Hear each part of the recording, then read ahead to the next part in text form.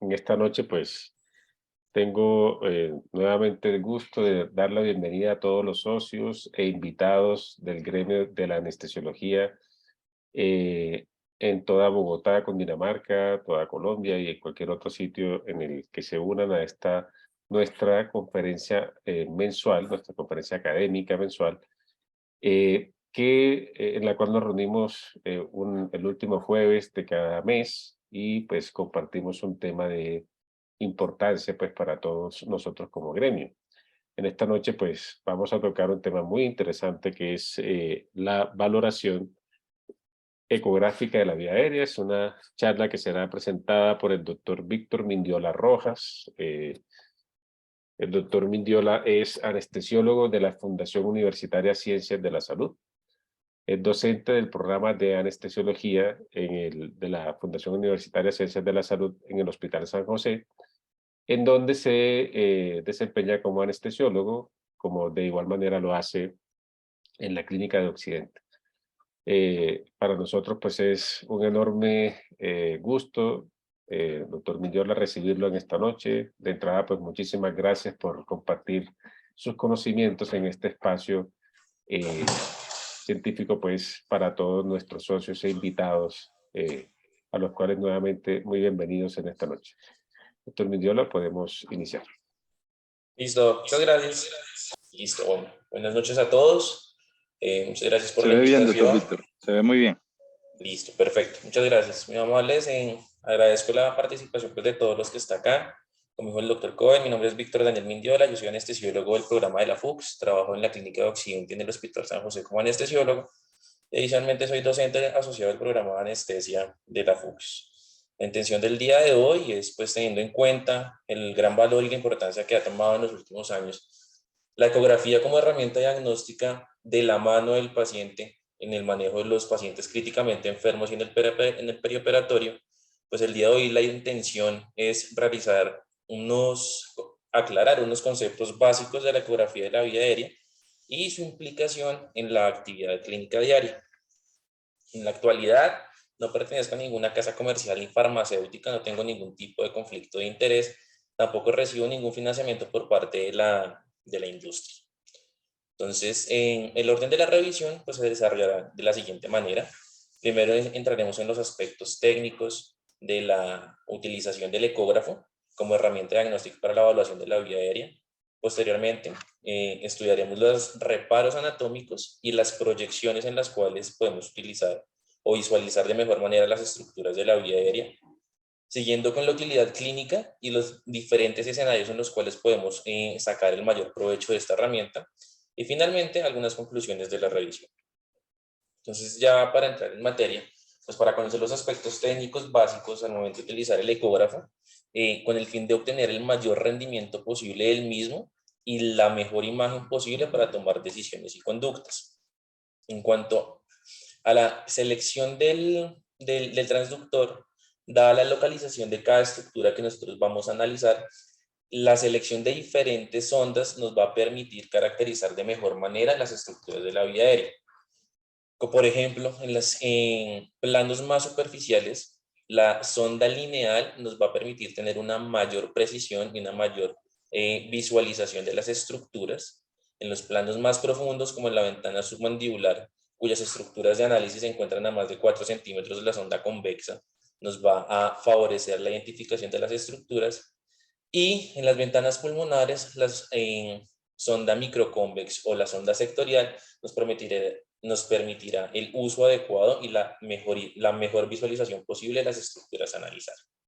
Adicionalmente, pues debemos tener en cuenta las recomendaciones básicas para el uso del dispositivo, como es ajustar la ganancia, la profundidad, el foco para visualizar de mejor manera las estructuras, y el uso de geles o de sustancias que nos disminuyan la posibilidad de formación de artefactos dados por la interfaz gaseosa entre el transductor y la piel para permitir una mejor visualización de cada uno de los órganos que queremos evaluar.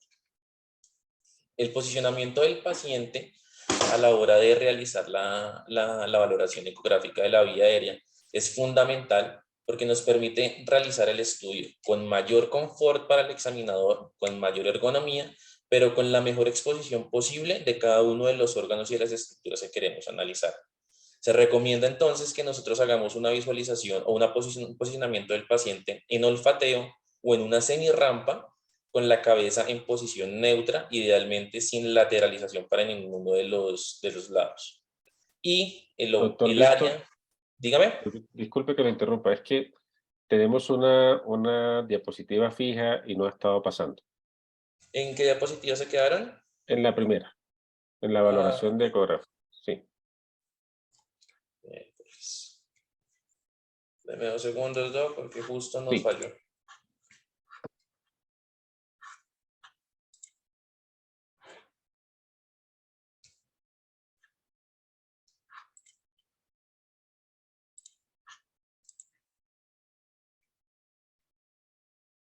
Sí sugiero que creo que lo estás haciendo, volver a compartir.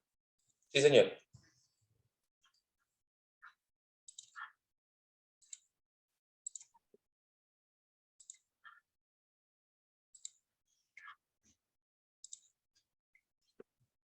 Ya estamos moviéndonos. Sí, sí, ahí parece que estamos ya andando. Sí, listo. Muchas gracias. Listo. Entonces quedamos aquí en esta diapositiva, en la cual pues les mencionaba el posicionamiento adecuado para realizar el estudio de la valoración de la vía aérea. Entonces nos sugerían la posición en semirrampa o la posición en olfateo, lo cual permite la exposición de todas las estructuras de la vía aérea, pero adicionalmente nos da mayor ergonomía para realizar un adecuado análisis de la misma. La zona anatómica que nosotros pues, nos interesa es el triángulo anterior del cuello, el cual está delimitado por los bordes mediales del esternocleidomastoideo, por el borde de la mandíbula en su base y el vértice de este triángulo que va a ser la horquilla external. Eso nos va a permitir caracterizar de adecuada manera cada una de las estructuras a analizar. Entonces, teniendo en cuenta el posicionamiento y las estructuras que queremos analizar, pues vamos a hacer un repaso de las estructuras anatómicas que componen el cuello. En el cuello lo podemos dividir en 3 capas, de anterior a posterior, y las podemos diferenciar en la capa superficial, la capa media y la capa profunda. En la capa superficial encontramos estructuras de implicación clínica endocrinológica como son la tiroides, las glándulas paratiroides y en la población pediátrica, el timo. En la capa media encontramos las estructuras respiratorias como la tráquea y la laringe, y en la capa profunda, la faringe y el esófago que están involucradas en los procesos de la digestión. En cuanto a las ventanas que podemos tener a partir de esto, las vamos a dividir en sagital, en cual estaremos sobre la línea media, la parasagital, la que encontraremos a 1 o 2 centímetros de la línea media, y el plano Doctor Víctor, transverso.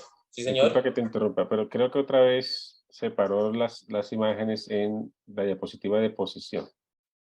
Ay, bueno, qué vaina.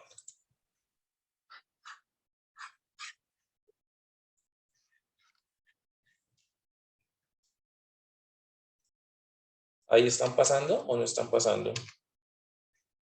En No, este no. momento no la veo, sí. Yo creo que deberías dejar de compartir y vuelve y la compartes.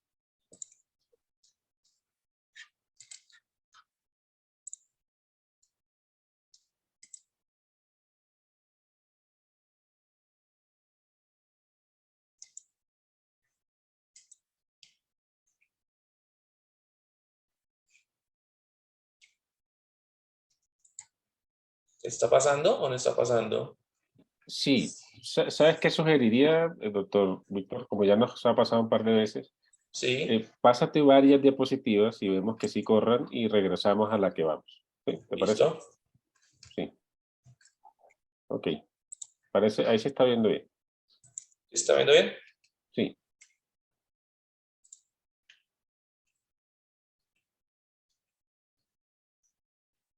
¿Mejoró? Sí, ahí se ve bien. Listo, perfecto.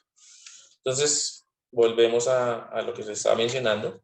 Podemos dividir el cuello en 3 capas, la capa superficial, la capa media y la capa profunda.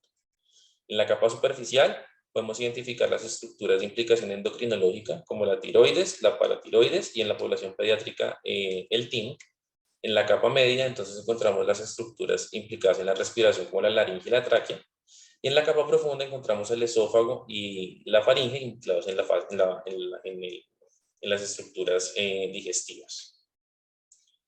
Y en cuanto a la visualización de la vía aérea, las podemos dividir en dos planos, con nuestro límite que va a ser el ioides como referencia anatómica, y vamos a tener un plano suprayoideo y un plano infrayoideo. Y adicionalmente las ventanas que vamos a utilizar serán las ventanas sagital, justo en la línea media, la parasagital a 1 centímetro o 2 centímetros de la línea media, y el plano transverso. Entonces, ya para las proyecciones de cada uno de estos planos, iniciaremos con el plano suprayoideo, en el cual podemos evaluar la proyección submandibular en dos ventanas, la ventana transversa y la ventana sagital. En esta imagen vemos en la ventana transversa que localizamos el transductor convex, como les mencionaba previamente, por la profundidad de los tejidos, en medio de las ramas mandibulares. En medio de estas ramas mandibulares, que son las que proyectan la sombra acústica posterior, encontramos la superficie cutánea, en la porción más superficial del transductor, seguido de los músculos del piso de la boca, que aquí tenemos el genioideo, luego por la masa de la lengua, y en un área más hiperecoica, la superficie de la lengua. En la misma proyección submandibular, pero en el plano, en la ventana sagital, entonces encontraremos nuestros límites que van a estar por la mandíbula y por el ioides, que aquí en la ventana ecográfica las podemos evidenciar porque generan una imagen de sombra acústica posterior con un reborde óseo. Aquí tenemos la mandíbula y aquí tenemos el ioides. En la parte más superficial del transductor, los músculos del piso de la boca, el miloioideo y el genioideo, la masa de la lengua y la superficie de la lengua con una línea más hiperecoica que lo delimita. Esto es importante a la hora de evaluar masas o presencias de cuerpos extraños en la cavidad oral que nos puedan limitar la visualización de las estructuras de la orofaringe. De aquí en adelante, entonces vamos a revisar las proyecciones del plano infrayoideo, que a diferencia del plano suprayoideo, dada la proximidad de las estructuras a la piel, pues utilizaremos el transductor lineal, que nos permitirá una mejor identificación de las estructuras con mayor detalle. Iniciando con la proyección supratiroidea, en la ventana sagital, encontramos los límites que van a ser el hueso ioides y el cartílago tiroides. En medio de los dos encontraremos la membrana tiroidea, seguida de la grasa preepiglótica, la epiglotis, que se ve como una línea más hiperecoica, y debajo de esta la interfaz aire-mucosa, que no permite la visualización de las estructuras más profundas. En la proyección supratiroidea, pero en el plano transverso, encontraremos entonces los músculos infrayoideos en los bordes laterales, en la parte medial de la imagen, en la grasa preepiglótica, el espacio preepiglótico, la epiglotis, y nuevamente la interfaz aire-mucosa, que no nos permite la visualización adecuada de las estructuras posteriores. Cuando seguimos haciendo el análisis, nos dirigimos en dirección caudal. En la proyección tiroidea, en una ventana transversa, encontramos en forma de U invertida, que aquí en esta imagen está delimitada por estas líneas amarillas, el cartílago tiroides. Dentro de ellas, en este punto, encontramos la comisura anterior de las cuerdas. Luego en estas dos líneas azules nos señalan las cuerdas vocales verdaderas, y en estas áreas delimitadas por la línea verde, los cartílagos aritenoides. En esta imagen, sin la señalización, pues vemos acá el cartílago tiroides, las cuerdas bucales y los cartílagos aritenoideos. Ligeramente en dirección caudal, pero en el mismo plano y sin cambiar el eje del transductor. Entonces, como hice referencia al principio, la capa más superficial va a ser la capa endocrina, la capa media va a ser la capa respiratoria. Aquí en la capa endocrina, en la capa superficial, encontramos los músculos infrayoideos, en tejido que en escala de grises corresponde a la glándula tiroides. Luego tenemos esta área más hiperecoica en U forma de U invertida, que corresponde al cartílago tiroides, y luego tenemos aquí en la capa media, que es la capa respiratoria, la luz de la tráquea. Continuamos en dirección caudal. En la proyección cricotiroidea, en la ventana sagital, visualizamos el borde inferior del cartílago tiroides y una imagen redondeada que proyecta sombra acústica posterior que corresponde al cartílago cricoides. En medio de estas dos, entonces, encontraremos la membrana cricotiroidea. Aquí en esta representación, en color verde, encontramos el cartílago tiroides, en rojo, la membrana cricotiroidea, en azul oscuro, el cartílago cricoides, y a partir de este nivel se proyectan imágenes que generan sombra acústica posterior correspondientes a los anillos traqueales.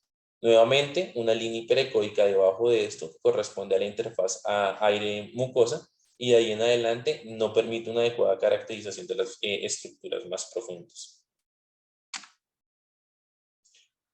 Finalmente, la última ventana que vamos a analizar es la proyección supraesternal en ventana transversa, donde localizamos la capa más profunda que posterolateral a la tráquea. Vemos una estructura redondeada que corresponde al esófago.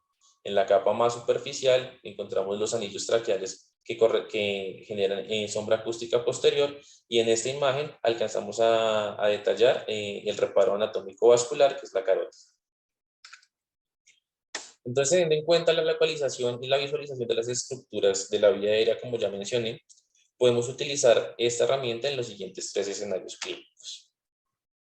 El primero es en la evaluación anatómica, tanto para definir las dimensiones de la vía aérea como la presencia de alteraciones anatómicas o funcionales, y para identificar y localizar de manera precisa las estructuras que nos generen un interés particular al momento de manejar la vía aérea difícil.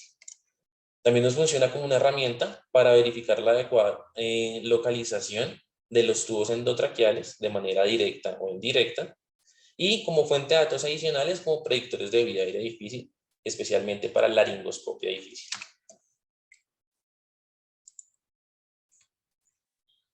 Entonces, en cuanto a la evaluación anatómica, se realizó ese trabajo en población pediátrica que incluyó 192 pacientes desde 1 mes de vida hasta 6 años, que iban a ser programados para cirugía electiva.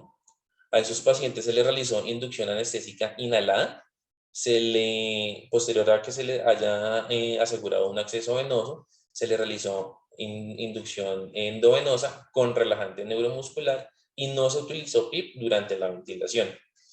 El objetivo de este análisis era determinar cuál era el tamaño ideal del tubo, del diámetro interno del tubo endotraqueal para la población pediátrica, al comparar los datos obtenidos a partir de la ultrasonografía versus las fórmulas basadas en peso o en talla de los pacientes.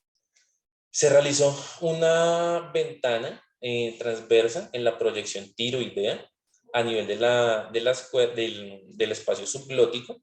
Desde el borde interno del espacio subglótico se determinó la longitud de este diámetro. Se encontró que los pacientes que fueron, seleccionó el tubo a partir de datos de peso y de talla, de edad y de talla, la sensibilidad y la especificidad de la precisión de la selección del tubo fue del 35% en los pacientes que se les puso tubo con neumo, y del 60% sin neumo. Mientras que cuando se utilizó la ecografía, la precisión en la selección del tamaño del tubo subió a 98% cuando se utilizó con balón y 96% cuando se utilizó sin balón. Asimismo, en esta publicación de la Revista Europea de Radiología, la visualización de las cuerdas vocales durante la fonación demostró que la asimetría en el movimiento de las cuerdas se asoció con lesión del nervio laríngeo recurrente en pacientes con patología tiroidea previo a procedimiento quirúrgico. Aquí vemos cómo el paciente, antes de empezar la fonación, se le ven las cuerdas vocales simétricas con los cartílagos aritenoides en la misma distancia, y durante la fonación se ven la excursión de ambas cuerdas. Sin embargo, en este paciente vemos la simetría en el movimiento de las cuerdas con retracción de la cuerda vocal derecha. En este ensayo clínico se incluyeron 50 pacientes que estaban hospitalizados en unidad de cuidado intensivo y que requerían traqueostomía percutánea. El objetivo primario de este estudio fue determinar la precisión con la que se realizaba la punción durante el abordaje de la tráquea, y se estableció como preciso cuando se realizaba la punción en un ángulo no mayor a 30 grados respecto a la línea media de la tráquea. Y adicionalmente, el segundo objetivo era evaluar la precisión de la altura a la que se realizaba la punción, que se consideró que era precisa dentro del primer al cuarto anillo traqueal. Cuando se compararon la ultrasonografía versus el método convencional con palpación, el 87% de los pacientes que se les realizó el procedimiento bajo visión ecográfica tuvo una punción en menos de 30 grados de desviación de la línea media, versus los pacientes con palpación, que solamente el 50% se le realizó en la línea media. Aquí vimos cómo es una entrada lateral con aumento de riesgo de fístulas o de lesiones de la vía aérea asociadas. Sin embargo, no hubo diferencia estadísticamente significativa en la altura del nivel de la punción con ninguno de los dos métodos. En cuanto a la ubicación de la membrana cricotiroidea, Nichols en el 2008 publicó esta revisión que se realizó con pacientes en unidades de urgencias. Se le realizó valoración ecográfica de la vía aérea y el objetivo era determinar cuál era el tiempo requerido para la ubicación de la membrana cricotiroidea. Y encontró que en el personal que tenía mínimo entrenamiento de ecografía, lograba identificar la membrana cricotiroidea en menos de 25 segundos, sin retrasar ningún procedimiento invasivo que se requiriera para ese paciente para el manejo de la vía aérea. Aquí en esta imagen nuevamente volvemos a identificar el cartílago tiroides, el cartílago cricoides, la membrana cricotiroidea y la interfase aire-mucosa. Esos tres estudios adicionalmente soportan el estudio de la ecografía al momento de verificar la intubación, que en los pacientes que por situaciones clínicas como parada cardíaca o como broncoespasmo severo, donde la capnografía no tiene un valor confiable, o en sitios como donde la logística no permite la evaluación de la capnografía, como en algunos servicios de urgencias, se requería el ultrasonido para confirmar la posición del tubo endotraqueal. En el primer estudio, en este protocolo se incluyeron 42 pacientes pediátricos en los que se le realizó 3 videos ecográficos, uno antes de intubar al paciente, 2 después de intubar al paciente y el tercero se le realizó intubación selectiva. A esos pacientes el neumotaponador se llenó con solución salina y luego los 3 videos fueron analizados por 2 examinadores diferentes, encontrando que con una sensibilidad del 98% y una especificidad del 98%, se logró identificar el neumotaponador en la luz traqueal y no se logró identificar cuando estaba o no intubado o cuando estaba con intubación selectiva.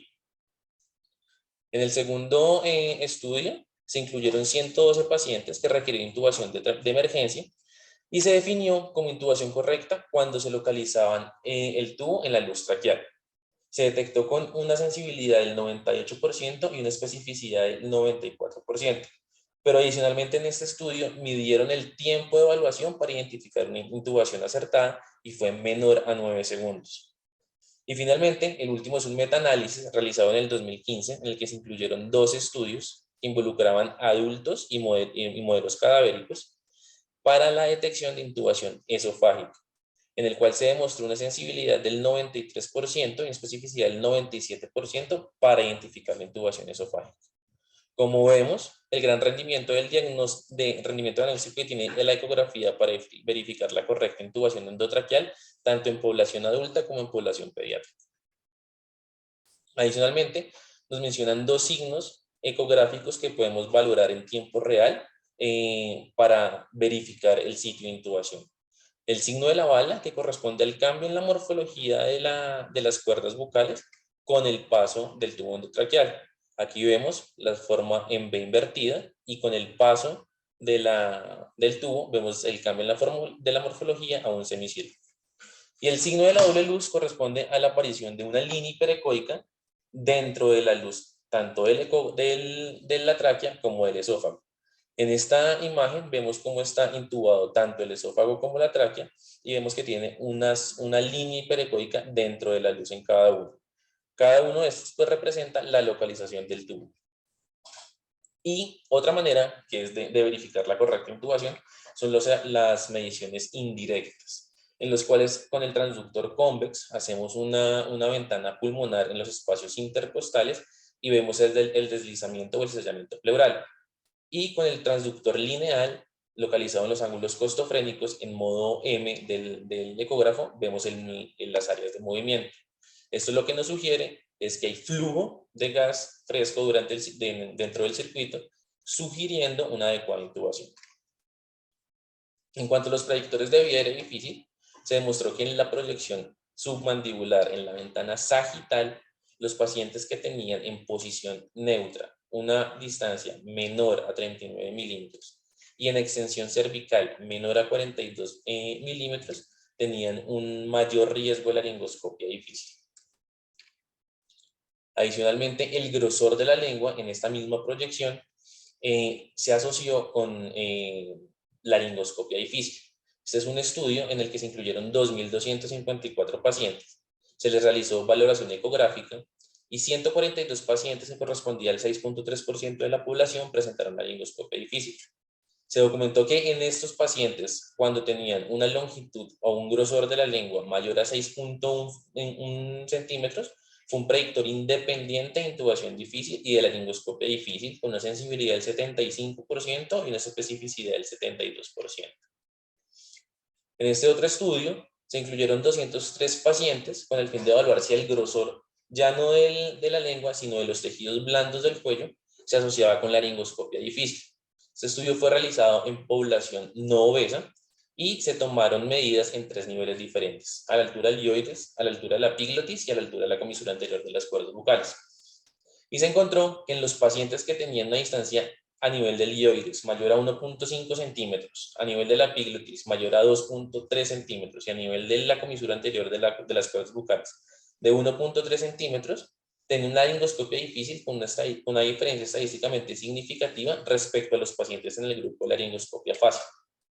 Todas estas ventanas fueron realizadas con el transductor lineal en posición transversa.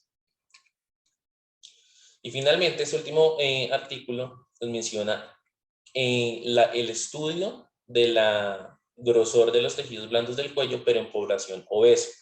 Sus pacientes fueron incluidos, se incluyeron 50 pacientes, con obesidad mórbida que estaban programados para cirugía bariátrica laparoscópica, y se le realizó medida desde la piel a la tráquea en 3 niveles diferentes también: a nivel de las cuerdas bucales, a nivel del istmo tiroideo y a nivel de la horquilla esternal. En esta revisión se encontró que los pacientes que medían en la zona 1, que eran las cuerdas bucales, una distancia desde la piel hasta la tráquea mayor de 28 milímetros, se asociaban con laringoscopia difícil con un Cormac 3 y 4. En conclusión, el ultrasonido es portátil, no invasivo, costo efectivo, reproducible, y es una herramienta de primera mano para el manejo de los pacientes tanto en el escenario quirúrgico como en el escenario crítico. Nos provee información adicional para los pacientes con sospecha de compromiso de la vía aérea y nos puede llegar a ayudar para anticipar complicaciones en el manejo de la misma. Nos da respuesta y nos permite la toma de decisiones de manera rápida, oportuna y en tiempo real en diferentes escenarios clínicos. Y aumenta la precisión y la seguridad de los procedimientos invasivos de la vía aérea. Y ya, eso era todo.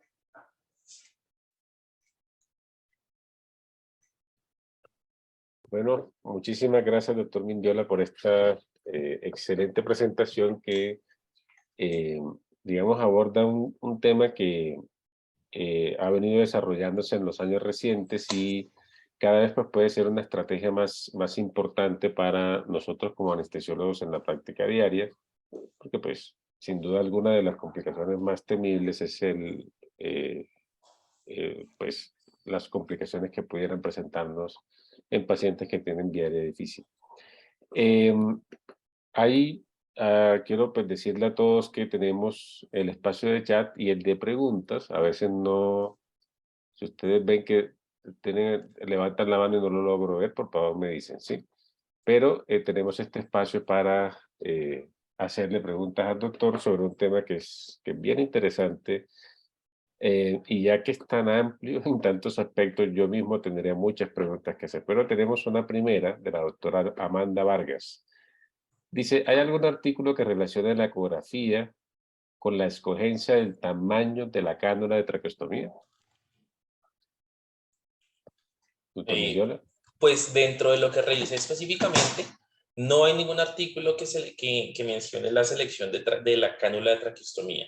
Sin embargo, como vimos en el estudio en la ventana tiroidea, la ubicación del espacio subglótico sí nos podría ayudar a calcular el diámetro interno de la cánula de traqueostomía y con eso tener mayor precisión a la hora del paso, sobre todo en esos pacientes que llevan intubación prolongada o que tienen antecedentes de estenosis subglótica.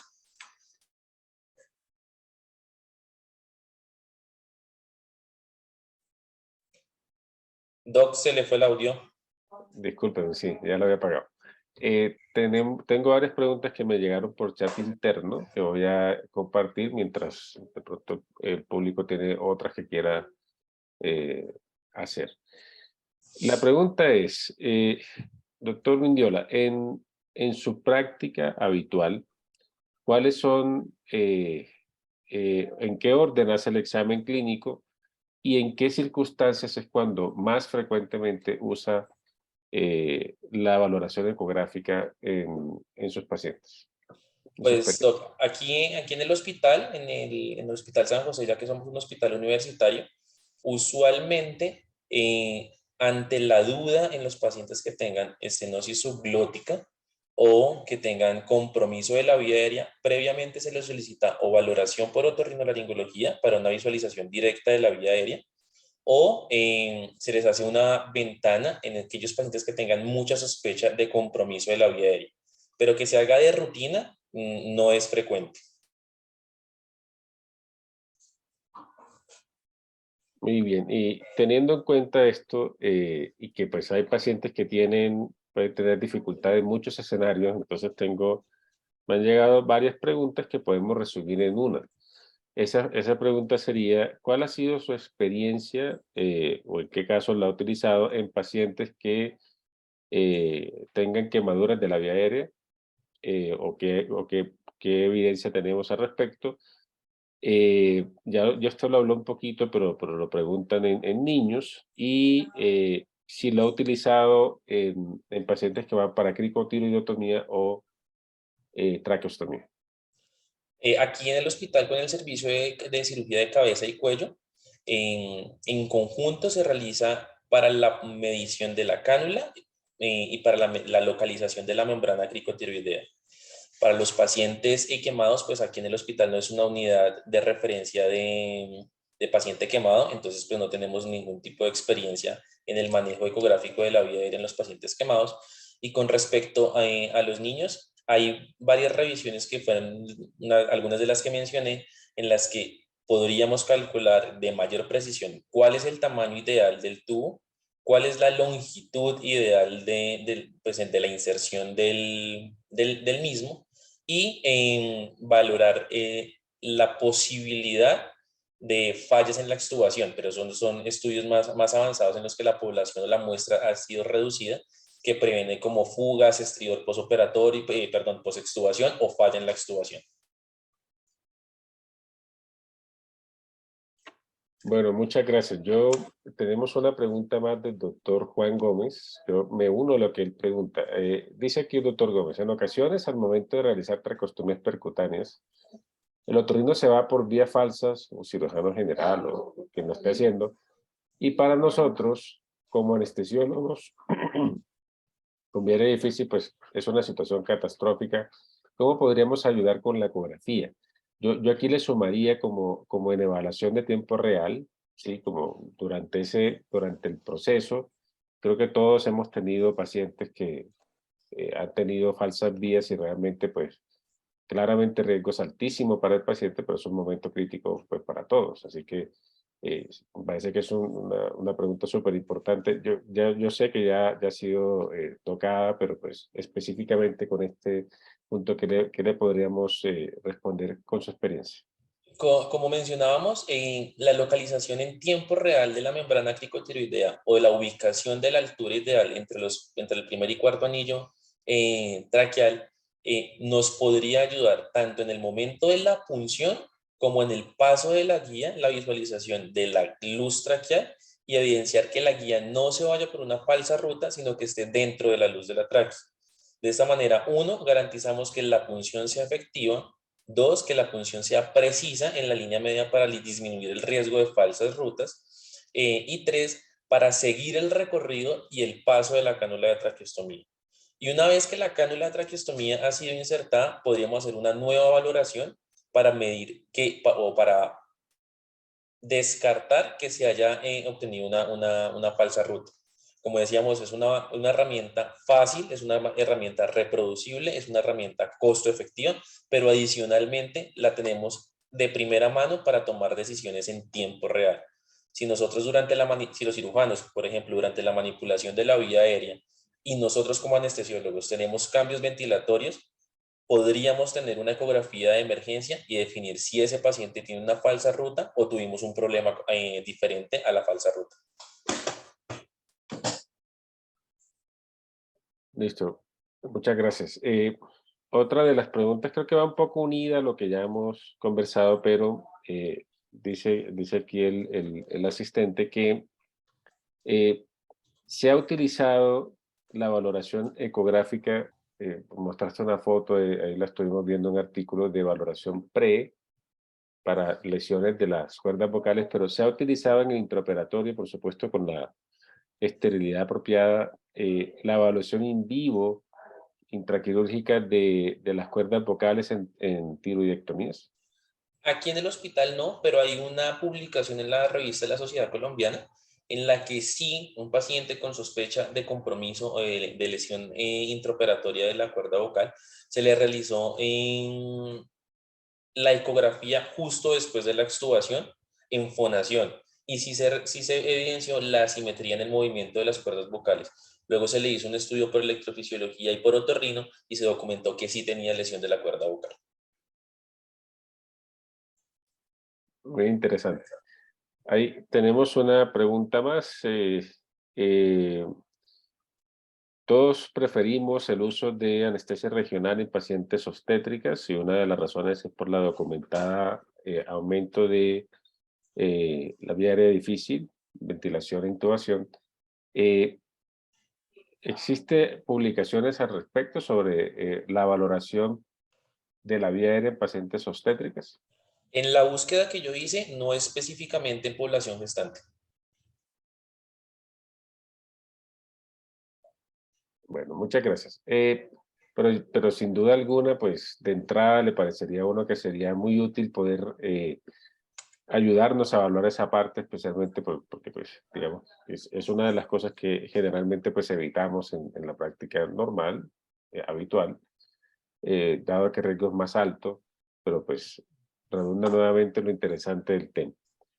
Tenemos una pregunta del doctor Julio Martínez. El doctor Martínez pregunta, ¿se puede predecir el CORMAC por ecografía? Eh, Como si existe de pronto una manera de correlacionar los resultados con el CORMAC que va a tener el paciente. La única publicación disponible que relaciona el CORMAC con la geografía de la vía aérea es en pacientes obesos en las que la distancia desde la piel a la tráquea en el plano tiroideo, a nivel de las cuerdas vocales, cuando estaba mayor a 28 milímetros, se correlacionaba con CORMAC 3 o 4. Pero en población no obesa o en población pediátrica no existe información disponible acerca de la correlación entre los hallazgos y el CORMAC. Solamente se menciona como predictor de laringoscopia difícil, pero no específicamente con CORMAC. Quiero pues aprovechar el instante para recordar a todos que siempre tenemos disponibles las conferencias que se desarrollan en la reunión mensual académica de la sociedad en la página de la sociedad. Entonces es solo que ustedes entren y en la página tenemos un apartado que se llama Academia. En la página se encuentran todas las conferencias recientes que dejamos disponibles para que sean consultadas en forma sincrónica, así que si otros anestesiólogos del gremio no han podido ver la conferencia, usted lo sabe, pues es una manera sencilla que por favor lo podemos difundir, pues están allí disponibles en todos los casos. Eh, tengo pues otra pregunta más del grupo. Ya lo mencionaste, creo, pero esto quedó claro durante la presentación, pero eh, ¿debe ser el orden que se presentó el que se haga, con el que se haga el examen ecográfico? ¿Existe alguna evidencia al respecto? No hay ningún algoritmo ni ningún protocolo de estudio para la evaluación de la vía aérea. Sin embargo, en el que lo presenté es una manera ordenada y secuencial desde el plano más cefálico al plano caudal para establecer mentalmente un orden de las estructuras a analizar y de cuáles son las principales complicaciones o cuáles son los principales hallazgos en esta evaluación. Entonces, no está diseñado ningún protocolo, pero de manera secuencial en orden cefalocaudal. Esa pregunta me parece muy interesante porque muchos de nosotros no tenemos una experiencia pues mayor. Sin embargo, pues como bien dice el doctor Mindiola, la ecografía se está haciendo la ecografía de Doppler en general, la ecografía Doppler se está haciendo una herramienta cada vez más útil en la práctica diaria en muchos aspectos de lo que hacemos día a día, y el hecho de ver resultados de inmediato o evaluaciones en vivo, pues vienen a ser un aspecto muy importante de esto y valdrá la pena considerar incluso, eh, ya que la experiencia existe, el planteamiento de un modelo secuencial ayudaría, entre otros aspectos, a que digamos, en una forma ordenada, como tú mencionabas ahorita, tengamos una visión completa de la vida aérea del paciente y cómo podemos reducir una complicación que es inherente a nuestro trabajo, pero que sin duda alguna, pues, este tipo de evaluación puede ser realmente muy útil. Así que insisto a todos, como es una información, son bastantes vistas y bastantes, o varias vistas, y hay un orden que se recomienda, pues la charla puede verse nuevamente, está disponible como para tener ese orden que recomienda nuestro experto en la noche de hoy. Doctor Mindiola, en el momento, pues ya tenemos todas las preguntas del público, que fueron bastantes, entonces sí agradezco a todos que las hayan formulado, y agradezco de forma especial al doctor Mindiola por darnos este espacio, por compartirnos su experiencia, pues todo lo que hay en publicaciones. Es una herramienta que realmente pues tiene pues muchísimo potencial, y me parece que es muy útil para la práctica diaria. También agradecer al doctor Fernando Díaz, que fue el puente que permitió pues hoy tener esta reunión, así que muchas gracias, Fernando. Y por supuesto, pues agradecer a todos los socios y todos los invitados que hoy se reunieron. Eh, nuestra presentación del día de hoy es la última del año. Ya continuaremos el año que viene, con No. suficientemente estaremos informando al respecto, pero a todos, muchísimas gracias, doctor Mindiola, doctor Díaz. Gracias, doctor Darwin. Buenas noches a todos. Que descansen. Igualmente. Muchas gracias a todos por la atención. Víctor, Feliz noche para doctor todos. Víctor, un abrazo también y gracias por su excelente posición. Muchas gracias. Hasta luego. Bueno, sí, muchísimas gracias a todos, y que descansen. Hasta luego.